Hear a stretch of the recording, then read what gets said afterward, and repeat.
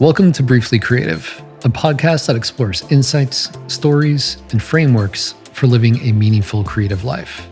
I'm your host, Greg Gunn.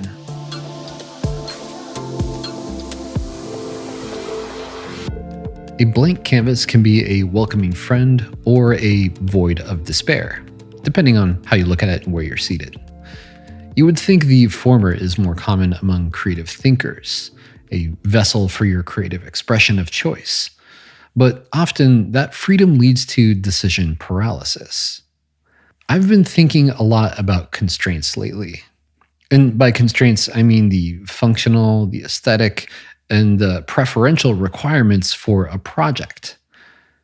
In the creative space I live, which is product and UX design, constraints are critical to successful outcomes. Because without proper constraints, design is really just me twiddling my pale little fingers, operating on instinct and thinking about what looks and feels good to me. Now, that's not to say that there isn't room for expression in the design process. Of course there is, so long as it's within scope, and assuming that there is scope. Has a client ever told you, "I'll know it when I see it"? Instead of bailing on them for the lack of clarity, you could follow up with an open-ended question like, "What do you see? And tell me more about that," with the goal being to glean more quantifiable information about what it is they're looking for. Not all briefs are created equally. For instance, I've had clients literally tell me, "Do whatever you want," when I've asked for a brief or clarity on a brief.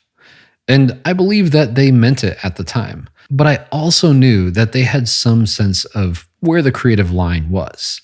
If you find yourself in the "I'll know it when I see it" scenario, consider asking questions like, what are the requirements for this project? Are there any technical limitations I should be aware of? And you could go the other direction and say, what should I absolutely not do? Relevant but a slight tangent here.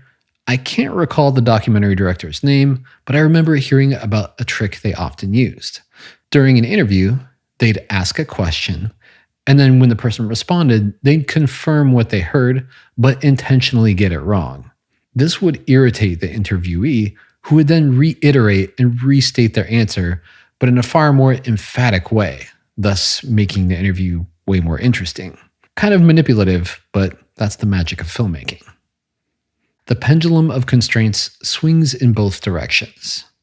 On the one side, you have the dreaded blank canvas, an artist's best friend, a writer's worst enemy, and a designer's first opportunity to ask a question, perhaps dark or light mode. 180 degrees opposite of that blank canvas, you have an intricate maze of nested constraints. This type of super complex brief can feel mechanical and prescriptive, and with little room for creativity or original thought. In my experience, I've found the most opportunity for meaningful work to be somewhere in between the two.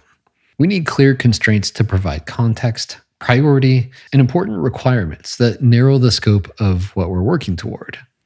By nature, constraints remove distraction, and they provide a defined area in which to play, akin to the sandbox analogy of how big is the sandbox we're allowed to play in. And good constraints will help you focus on what is important. Like many things, it comes down to how well you're able to balance these constraints. There are times when reasonable constraints are necessary to improve an experience, to sell a product, or to achieve a goal. There are also times when constraints may hinder creativity and really stifle meaningful progress. I think of it as a sliding scale. Here's an interesting analogy. You can be a 1,000 watt light bulb, illuminating an entire room with warm and diffuse light. You can be a 1,000 watt laser, beaming a concentrated white hot ray of light in one direction. Either way, it's the same amount of energy, but the use cases are very different. I believe if you can find the right balance of constraints and also understand how to work within them, your creative output and creative experience will be both delightful and useful. All that is to say, if you can learn how to work with them, creative constraints are your best friend. Thanks for joining me today. You can find more info, show notes, and a transcript of this episode at brieflycreative.fm. And if you enjoyed what you heard, consider rating and reviewing the show on Apple Podcasts or wherever you listen to it. It would mean the world to me and really help the show out.